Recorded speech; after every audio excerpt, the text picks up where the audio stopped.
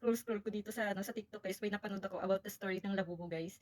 Parang natatakot ako, nakakatakot talaga siya guys. So guys, panoorin niyo 'tong video na 'to guys. Talagang kahit kayo yung makakapanood nito, tapusin niyo hanggang dulo sa video guys. Talagang mangingilabot kayo ng story ng Lalabubu guys. Parang ako gusto ko nang itapon yung Lalabubu ko. Di ba sinabi ko na sa inyo na wag niyong tatangkilikin ang laruan na Labubo Dolls? Ngayon lumabas na yung katotohanan na talagang ang Labubo Dolls na ito ay sa demonyo talaga.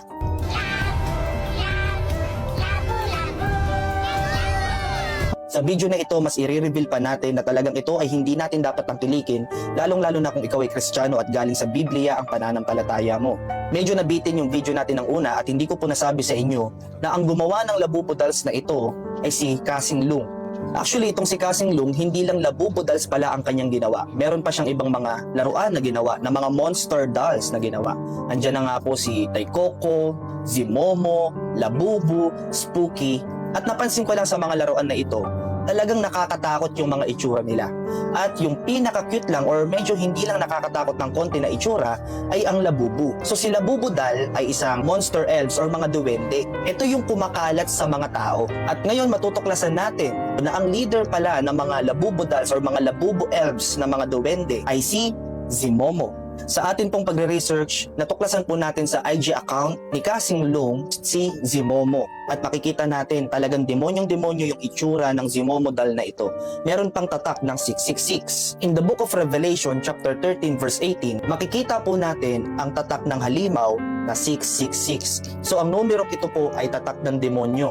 Ngayon mapapaisip ka, kung itong doll na si Zimomo ay leader ng mga Labubu, tapos may tatak ng 666 or tatak ng halimaw o ng demonyo, tapos leader pa ng mga demonyo, mapapaisip ka talaga na hindi kaya ito ay nagre-represent kay Satan, kay Satanas. Ngayon, meron pong isang video, ito pong si Kasing Lung na nakaupo, at habang siya po ay nakaupo, ito pong si Zimomo na leader ng mga demonyo, unti-unting lumalapit sa kanya.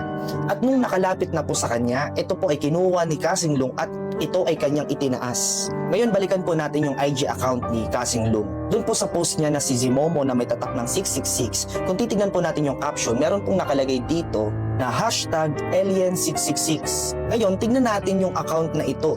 Ang account po netong Alien666 ay meron pong isang video na nakakapagtaka at nakakawindang. Isang karakter na may dalawang sungay na kulay pula. Nagsimula siyang baby tapos unti-unting lumalaki at makikita natin na itong karakter na ito ay biglang kinuha paakyat ng mga UFO or mga aliens. And look mga kapatid, tignan nyo po yung background ni Kasing Lung. Meron pong image na tila baga nagpapakita ng UFO at ito po ay nasa tuktok. So yung kulay pula na may dalawang sungay ay isa palang alien. Yung karakter na ito kumuha ng painting at tignan nyo yung mangyayari.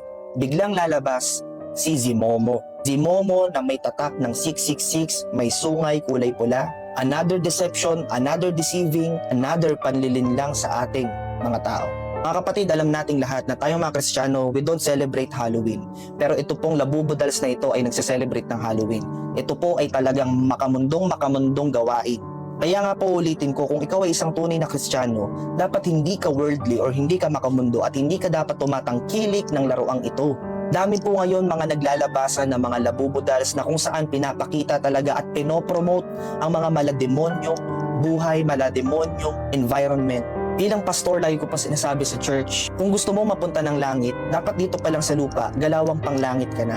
Mahirap naman kasi na gusto nating mapunta ng langit pero yung ginagalawan natin dito sa mundo, tayo labaga papuntang impyerno. Gusto ko pong iwanan sa inyo ang Bible verse na ito na kung saan isang paalala sa atin ng Diyos. Sabi po ng Biblia sa Tumayo din ba yung mga balahibo nyo guys? Napanood nyo yung yung video guys. Talagang nakakakilabot guys, yung Lalabu just like evil toys. Pero sana naman hindi ganoon, kimi-kiming ang usapan. Pero nakakatakot talaga guys, nakaka-scary ganoon. 'Di ba? Na ano niyo naman yung story.